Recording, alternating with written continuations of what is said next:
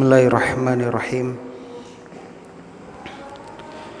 Assalamualaikum warahmatullahi wabarakatuh. Alhamdulillah ala ihsani wa syukru lahu ala taufiqihi wa amtinani. Asyhadu an la ilaha illallah wahdahu la syarika la ta'zima li sya'nihi. Wa asyhadu anna Muhammadan abduhu wa rasuluhu ad-da'i ila ridwani. Allahumma salli wa sallim ala nabiyyina Muhammad wa ala alihi wa ashabihi wa ikhwani.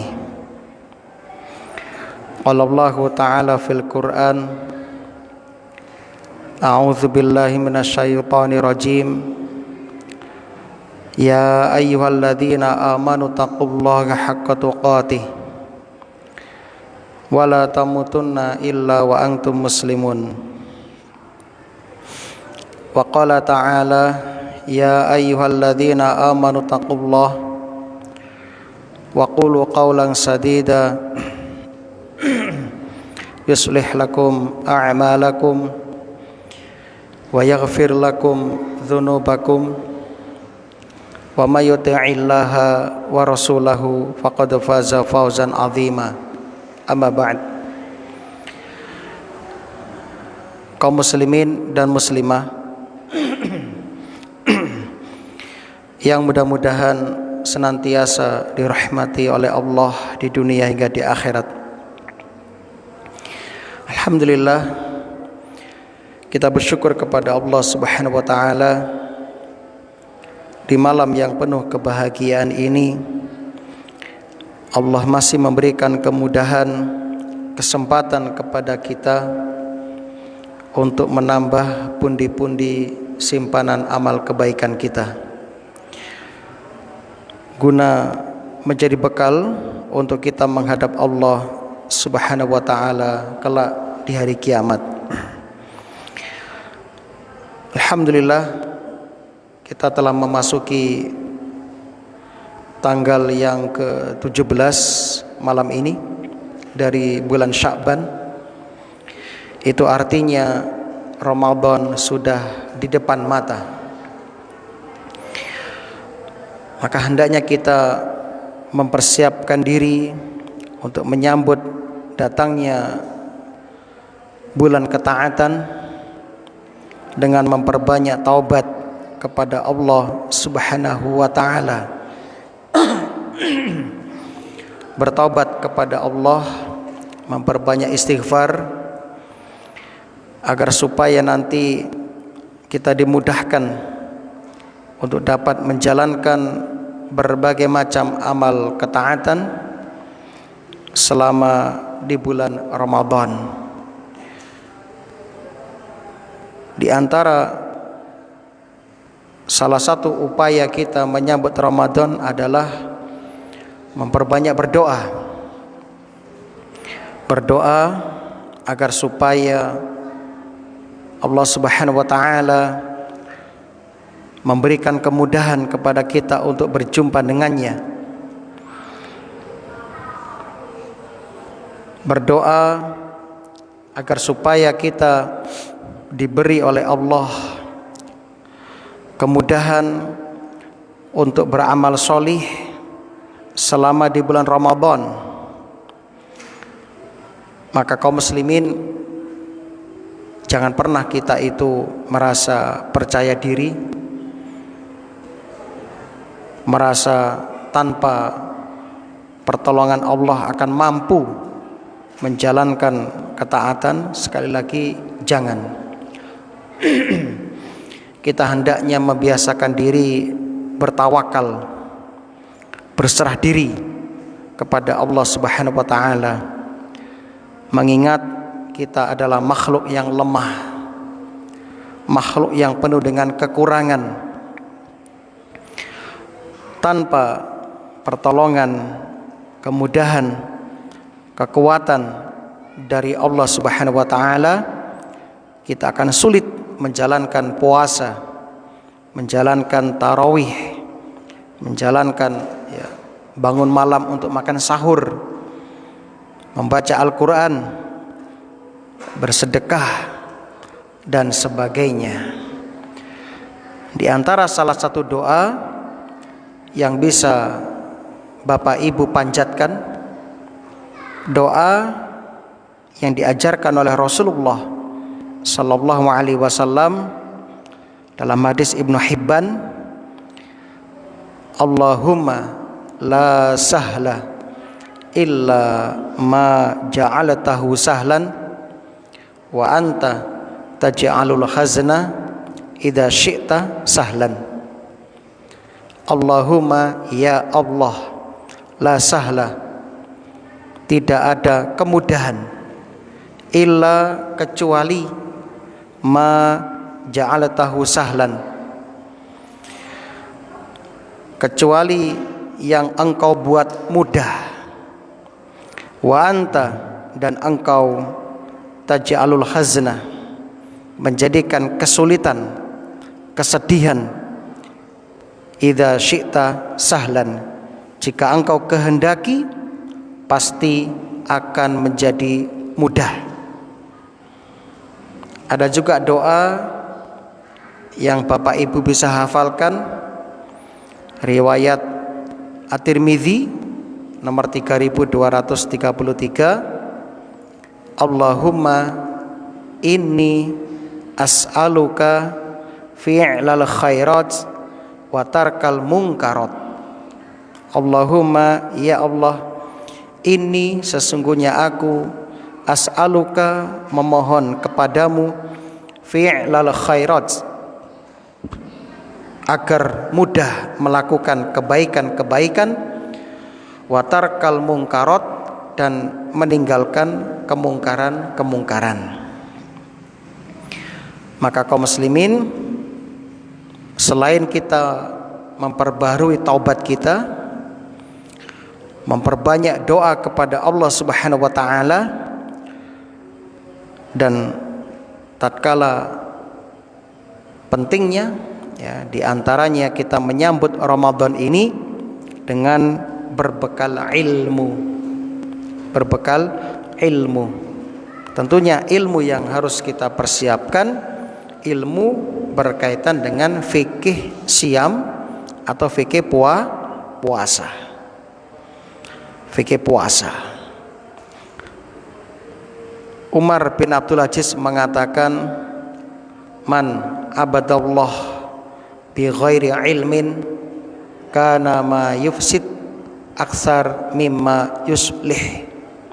Barang siapa yang beribadah kepada Allah tanpa dilandasi dengan ilmu, maka kerusakan yang terjadi lebih besar daripada kemaslahatan yang diharapkan.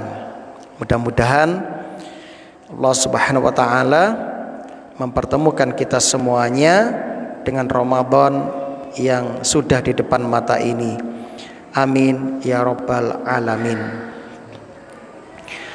Melanjutkan pembahasan kita di akhir bulan kitab Riyadhus Shalihin, bab ke-10, babun fil mubadarati ilal khairati wa hassun man tawajjaha li khairin alal iqbali alaihi bil jiddi min ghairi taraddudin. Bab bersegera kepada kebaikan dan memotivasi orang yang menuju kepada kebaikan supaya bersungguh-sungguh tanpa ragu.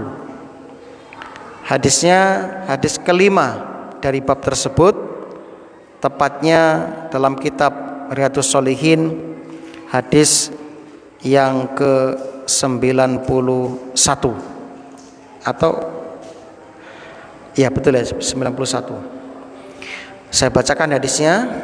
Bismillahirrahmanirrahim.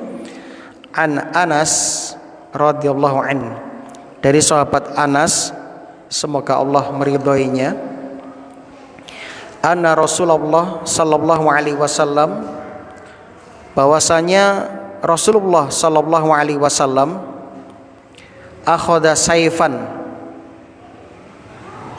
Rasul mengambil pedang, yauma Uhudin, pada hari peperangan Uhud. Faqala, lantas ia berkata, beliau bersabda, may ya'khudhu minni hadza, kata Rasulullah sallallahu alaihi wasallam, siapakah yang ingin mengambil pedang ini dariku? Fabasatu aydiyahum kullu insanin minhum, maka orang-orang mengulurkan tangannya sambil berkata, ana, kulo, aku. Nah, jadi semuanya semangat, saya. Lantas Nabi bersabda, famay ya'khudhuhu bihaqqihi, siapakah yang ingin mengambilnya dengan menunaikan haknya, hak pedang. Fabasatu fa'ah jamal qaumu, kemudian para sahabat terdiam. Faqala Abu Dujana radhiyallahu anhu, maka Abu Dujana, semoga Allah meridhoinya, bertanya, menjawab, ana akhudhuhu bihaqqihi, saya akan mengambilnya dengan menunaikan haknya. Fa akhadhahu fa falaqa bihi hamal musyrikin, lantas dia mengambilnya, dengan pedang itu dia memenggal kepala-kepala orang-orang musyrik. Ada di sini sahih riwayat Muslim. Nama Abu Dujana adalah Sammak bin Khorishah.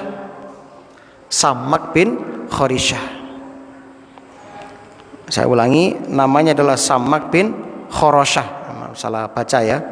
Sammak bin Khorishah itu namanya. Nama Abu Dujana. Kaum muslimin rahimani wa rahimakumullah, hadis ini memberikan pelajaran kepada kita tentang jihad. Jihad itu di dalamnya terdapat kebaikan dunia dan akhirat. Fil jihadi khairud dunya wal akhirah. Sedangkan meninggalkan jihad akan mendapatkan kerugian di dunia dan di akhirat. Allah berfirman, qul hal tarabbasuna bina illa ihdal husnayain, kata Allah. Dulu sudah kita bahas di surah At-Taubah, tafsir At-Taubah ayat yang ke-52. Masih ingat nggih? Mungkin masih ingat tafsirnya. Allah Subhanahu wa taala berfirman, qul, katakanlah ya Muhammad, hal tarabbasuna bina, kata Rasulullah sallallahu alaihi wasallam,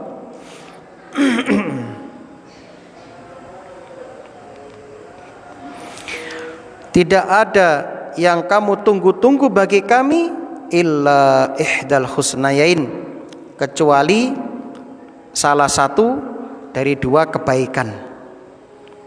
Jadi orang jihad itu, orang berperang di jalan Allah itu pasti mendapatkan salah satu dari dua kebaikan. Kalau tidak mati syahid, menang, mendapatkan kemuliaan. Sehingga prinsip umat Islam adalah ish kariman au mut syahidan, hidup mulia atau mati syahid. Itu cita-cita umat Islam. Barang siapa yang menang akan mendapatkan kemuliaan di dunia.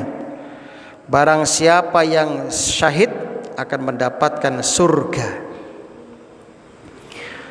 Ternyata pahala jihad, mati syahid itu bisa kita lampaui dengan dipertemukan kita dengan bulan Ramadan.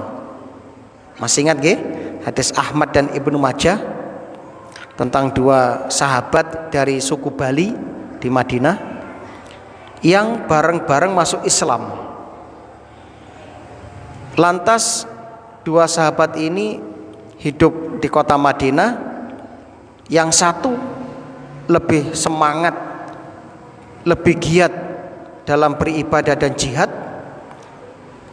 hingga akhirnya perang dan mati syahid. Yang satu mendapat tambahan bonus umur 1 tahun lalu wafat, mati normal. Lantas Thalha bin Ubaidillah bermimpi seakan-akan berada di pintu surga di antara dua sahabat dari suku Bali yang sudah wafat tadi. Lantas malaikat dari surga keluar mengizinkan orang yang mati belakangan masuk surga terlebih dahulu. Baru setelah itu malaikat masuk dan keluar lagi mengizinkan orang yang mati syahid untuk masuk ke dalam surga. Dan mendatangi Abu Thalha dan mengatakan irji fa innaka lam yakni laka ba'du, kamu pulang dulu sebab belum waktunya bagimu masuk surga. Besoknya Thalha bin Ubaidillah menceritakan mimpinya kepada penduduk Madinah. Hebohlah penduduk Madinah dan mereka heran. Hingga sampailah berita itu kepada Nabi SAW. Lalu Nabi bertanya, apa yang menjadikan kalian itu terheran-heran? Ya Rasulullah, dua orang ini loh masuk Islamnya bareng. Yang satu lebih giat, lebih semangat dalam berjihad dan mati syahid. Yang satu ya, mati normal. Piye?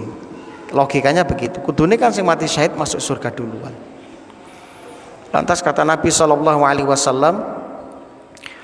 bukankah orang yang mati belakangan ini hidup 1 tahun setelahnya? Betul ya Rasulullah. Bukankah orang ini mendapati Ramadan dan berpuasa di dalamnya, dia sholat ini dan itu, sujud? Betul ya Rasulullah. Maka Rasul mengatakan jarak antara keduanya seperti langit dan bumi. Masya Allah. Jadi jihad itu ibadah yang agung, namun ternyata bisa dilampaui dengan puasa Ramadan. Masya Allah ya. Maka kaum muslimin yang berbahagia, kesempatan bertemu dengan Ramadan yang kesekian kalinya hendaknya menjadikan kita itu mendapatkan derajat yang tinggi di akhirat. Tentunya bagi mereka yang mendapati Ramadan kemudian memaksimalkan waktunya di bulan Ramadan dengan mengerjakan berbagai macam amalan soleh yang dicontohkan oleh Rasulullah Sallallahu Alaihi Wasallam, seperti menjawab azan ya itu, kemudian datang ke masjid jamaah sebelum qomat, itu bentuk mengagungkan sholat berjamaah. Kemudian sholat rawatib itu dijaga, qobliyah ba'diyah, baca Qur'annya ya, semuanya dijaga ya, amal solehnya. Jangan melakukan pembatal puasa ya, yang sering kita kurang waspadai, seperti ucapan jorok, ucapan ya caci makian dan sebagainya, menggibah, ngerasain dan sebagainya selama Ramadan dan juga di luar Ramadan. Ya. Sebab Nabi mengatakan rubba shaim hadzuhu min syiyamihi ilal ju' wal atosh. Betapa banyak orang yang berpuasa namun tidak mendapatkan dari puasanya kecuali lapar dan dahaga. Artinya orang ini berpuasa hanya menggugurkan kewajiban tapi tidak mendapat pahala. Rugi. Sebab tujuan puasa itu kan la'allakum tattaqun, supaya kalian bertakwa. Maka semangat mulai sekarang, bertekad nanti Ramadan akan menjadi lebih baik lagi, dan Ramadan akan betul-betul memaksimalkan waktu yang Allah berikan kepada kita. Ingat, Rasulullah pernah ditanya dalam hadis yang sahih, ya Rasulullah, idzni wa aujiz, alimni wa aujiz. Ya Rasulullah, nasihati aku dengan nasihat yang ringkas, ajari aku dengan ringkas, singkat, padat. Lalu Nabi menyampaikan, apabila engkau hendak berdiri sholat, maka sholatlah seperti sholatnya orang yang akan berpisah dengan dunia ini. Anggap ini sholat terakhir. Ketika kita bisa menghadirkan perasaan ini sholat yang terakhir, maka dia akan fokus dan serius ketika takbiratul ihram. Dia akan sungguh-sungguh ketika rukuk, ketika sujud, serius, sebab dia merasa ini sholat yang terakhir. Mari ini gak iso sholat maneh. Maka kita asumsikan Ramadan juga demikian. Anggap Ramadan yang sebentar lagi hadir, semoga kita dipertemukan dengannya, itu anggap Ramadan terakhir Bapak Ibu. Anggap kita gak akan ketemu lagi dengan Ramadan. Maka dengan demikian kita akan lebih sungguh-sungguh, lebih serius menjalankan ibadah puasa di bulan Ramadan. Nah, jadi kembali ke pembahasan, jihad itu sebuah perkara yang luar biasa, karena orang yang berjihad fisabilillah karena Allah akan mendapatkan dua kebaikan. Kalau menang mendapatkan kemuliaan, kalau mati mendapatkan syahid dan masuk surga. Kaum muslimin yang berbahagia, Ibnu Taimiyah mengatakan, wattafaqal ulama'u, ulama sepakat ala annahu laisa fit tatawwu'at afdal minal jihad, bahwasanya tidak ada amalan-amalan yang lebih utama daripada jihad. Jihad itu mengalahkan keutamaan haji, mengalahkan keutamaan puasa sunnah, bahkan lebih utama daripada sholat sunnah. Kenapa? Sebab jihad itu semua mendapatkan kebaikannya, ya. Orang yang berjihad dan kaum muslimin mendapatkan manfaat dari jihad. Nah, oleh karena itu kaum muslimin rahimani wa rahimakumullah, ketika Nabi menawarkan senjata kepada para sahabat, siapa yang mau mengambil pedang ini, maka sahabat pun semangat, saya, kulo, saya. Kemudian ketika Nabi menyampaikan siapa yang mau mengambil pedang ini dengan haknya, yaitu menggunakan pedang untuk membunuh musuh-musuh Islam, sahabat terdiam. Sebab apa? Hak pedang itu berat, jihad itu berat. Jihad itu sebuah ibadah yang membutuhkan pengorbanan, baik harta, tenaga, bahkan nyawa. Itu jihad. Makanya gak semua orang sanggup untuk berjihad. Nah, hingga akhirnya sahabat Abu Dujana angkat tangan, ya, dia siap untuk menerima amanah pedang itu dan menjalankan hak pedang itu. Ini menunjukkan apa? Ini menunjukkan bahwasannya Abu Dujana itu sahabat yang pemberani, sahabat yang tidak kenal takut. Kenapa kok sahabat ini semangat dalam berjihad? Karena mereka memiliki sebuah cita-cita yang tinggi, yaitu iskariman aumud syahidan. Mereka tahu dengan jihad surga ada di depan mata mereka. Kemudian kaum muslimin rahimani wa rahimakumullah, hingga akhirnya diambillah pedang itu dan digunakan berjihad sehingga membunuh orang-orang musyrik, ya, membunuh orang-orang musyrikin. Hingga akhirnya Abu Dujana pun mendapatkan syahidnya. Sehingga beliau termasuk salah seorang sahabat yang mati syahid di perang Uhud. Naam. Pelajaran berikutnya yang dapat kita ambil dari hadis ini, ya, bahwasanya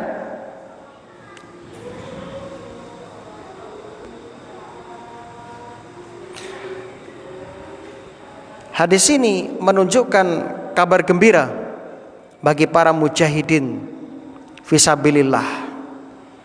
Mereka mendapatkan pahala yang besar, juga mendapatkan keutamaan. Disebutkan, ya, dalam hadis yang sahih itu, di antara orang yang akan masuk surga tanpa hisab itu adalah para mujahid. Nah, termasuk juga dalam jihad yaitu ribat, berjaga-jaga di perbatasan kaum muslimin.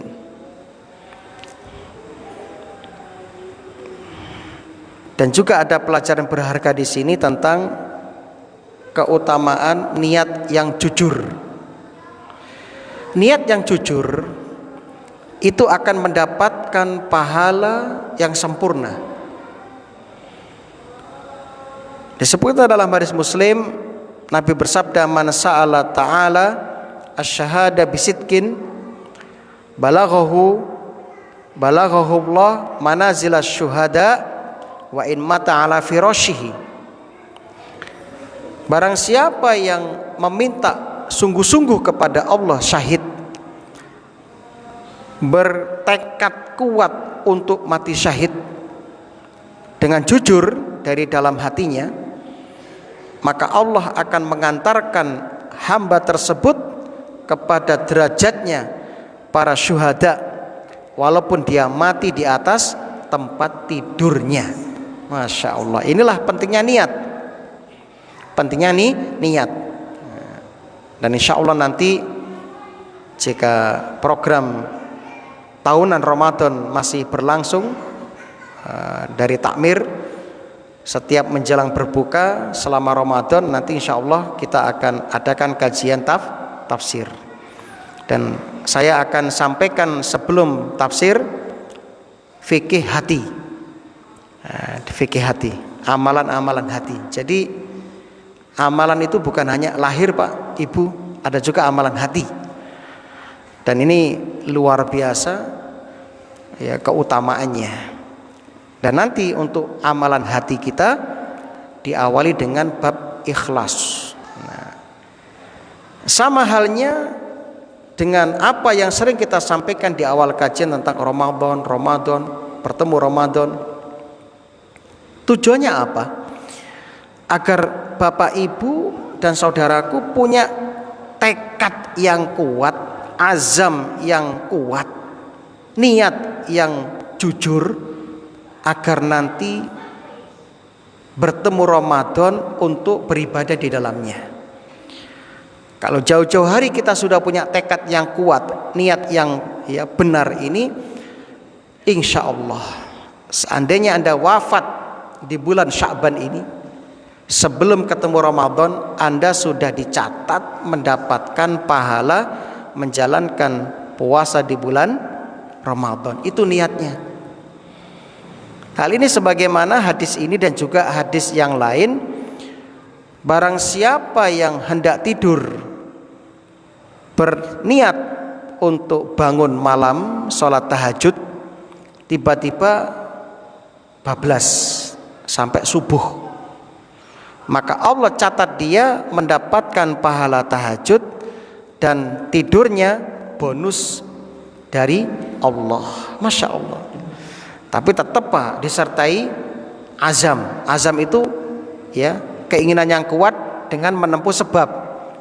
Jam wakernya disetel 2:30 atau jam 3. Wes HP alarm sudah ready. Istri sampaikan, "Dek, lak sampean tangi dhisik, aku ditangeke, aku dibukai." "Siap, Mas." Nah, sudah siap semua, baru tawakal. "Ya Allah, saya sudah niat kalau bangun malam mau tahajud." Dilala bablas. Anda sudah dapat pahala sempurna sholat tahajud. Begitu Pak. Ojo niat tok tapi gak ono ikhtiar ya. Sama dengan ini Pak, ibu yang berbahagia. Mungkin ada yang bertekad, saya niat kalau ketemu Ramadan nanti tak perbanyak sedekah. Iki tak siap nih, wis tak tabung 11 bulan saya bekerja ya, ini siap rekening saya tak cairkan nanti Ramadan untuk takjil misalnya, untuk sedekah, untuk sembako bagi kaum muslimin yang ditakdirkan di bawah ekonomi rata-rata misalnya. Dilala mati Pak, sudah dapat pahala. Alhamdulillah. Mengaten. Hadis berikutnya Ani Zubair bin Adi radhiyallahu an qala ataina Anas bin Malik.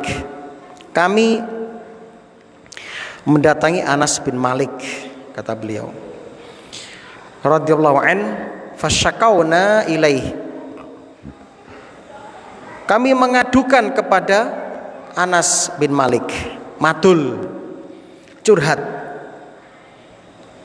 Jadi curhat itu boleh, tapi ingat kepada orang yang jenengan anggap mampu untuk memberikan solusi. Kalau orang itu nggak mampu ya jangan. Anda hanya mengumbar aib kan begitu, mengumbar kehormatan. Jadi pesan kami, kalau jamaah mendapatkan permasalahan, sujud, sholat, kan begitu kata Rasul. Jangan seperti orang sekarang dapat masalah dengan istrinya, masalah dengan suaminya, dengan anaknya, dengan tetangganya, bukannya sholat minta petunjuk kepada Allah, malah buka HP bikin status. Tonggoku hari ini bujuku, masya Allah, anakku curhat di Facebook. Bapak, Ibu, sing moco status kita tuh macem-macem. Mungkin banyak yang dungakne kapokmu kapan rasane gitu kan ya.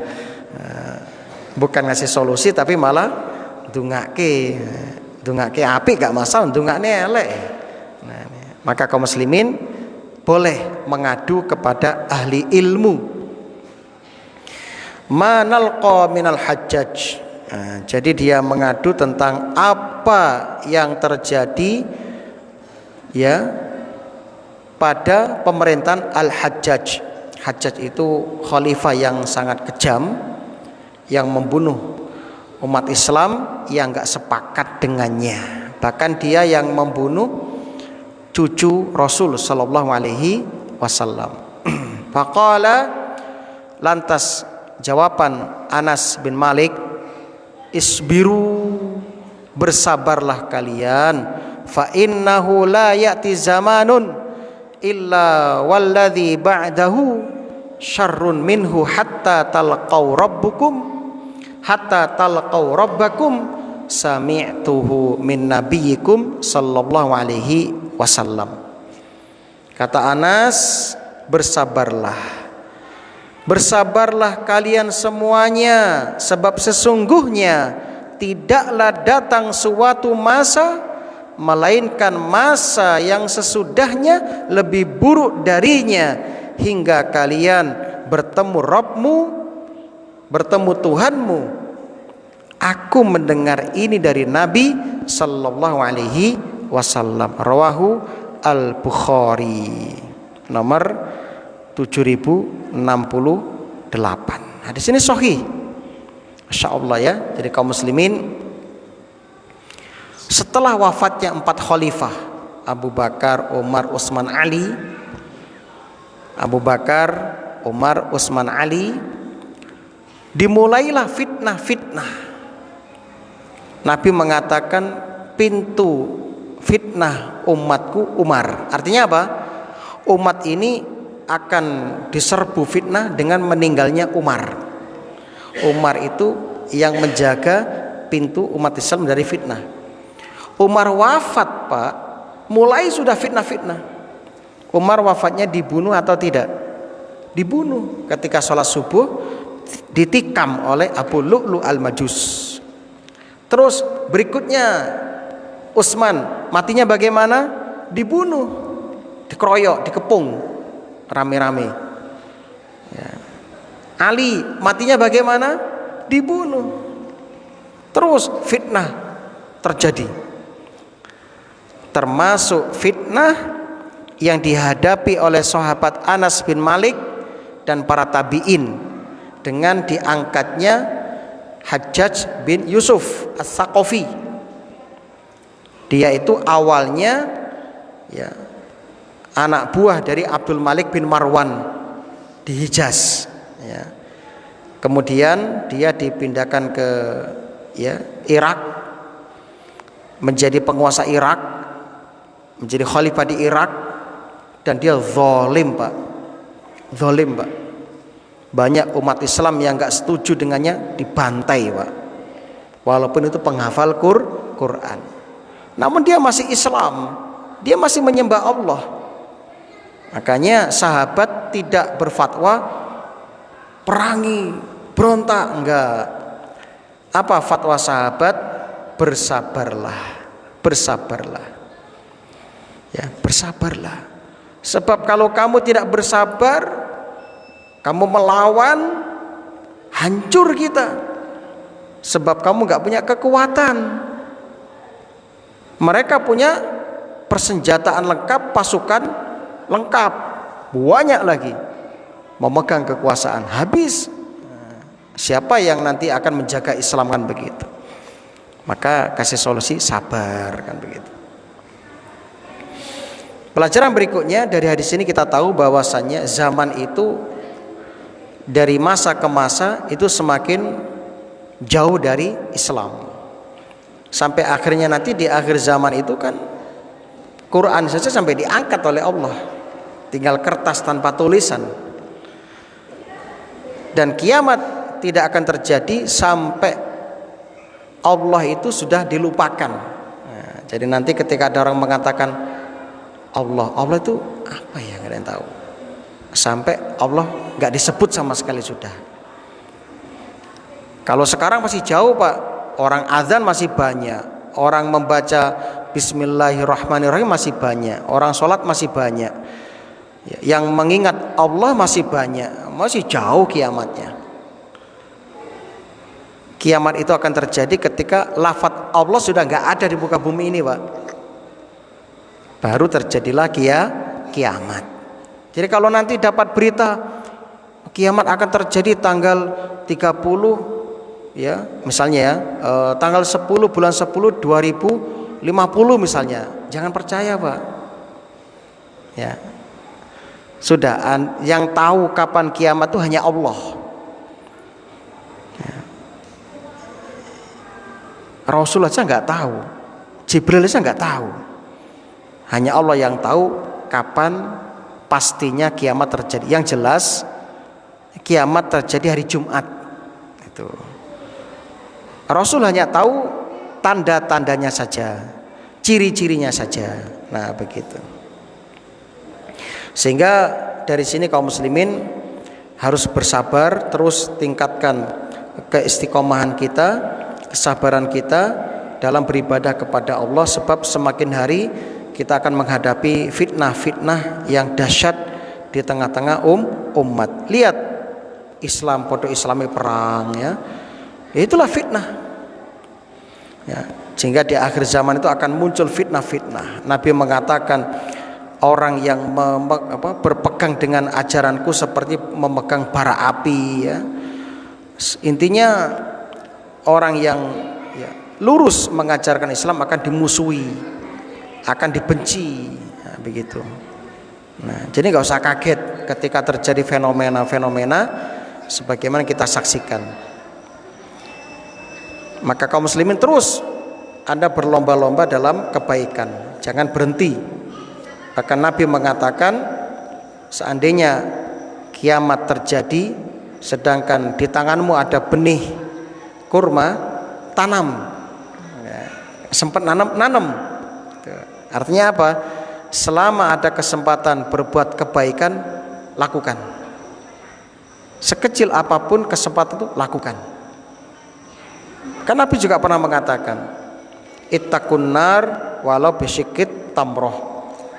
Takutlah kepada neraka walaupun hanya dengan separuh biji kurma. Artinya apa? Dimanapun ada kesempatan untuk meraih pahala, maka lakukan. Masih ingat kata seorang tabi'in, idza futiha li ahadikum babal khair falyusri ilaihi fa innahu la yadri mata yughlaq anhu. Ketika dibukakan pintu kebaikan, maka bergegaslah untuk memasukinya, sebab kamu tidak tahu kapan pintu kebaikan itu akan ditutup oleh Allah Subhanahu wa ta'ala. Mudah-mudahan ini bermanfaat. Semoga kita dipertemukan dengan bulan Ramadan yang akan datang dalam keadaan Islam, iman, sehat walafiat, dimudahkan beramal solih, dan semoga kita diwafatkan dalam keadaan husnul khatimah. Allahumma rizzuqna husnal khitam. Rabbana atina fid dunya hasanah wa fil akhirati hasanah wa qina adzabannar. Amin ya rabbal alamin. Subhanakallahumma wa bihamdika asyhadu an la ilaha illa anta astaghfiruka wa atubu ilaik. Assalamualaikum warahmatullahi wabarakatuh.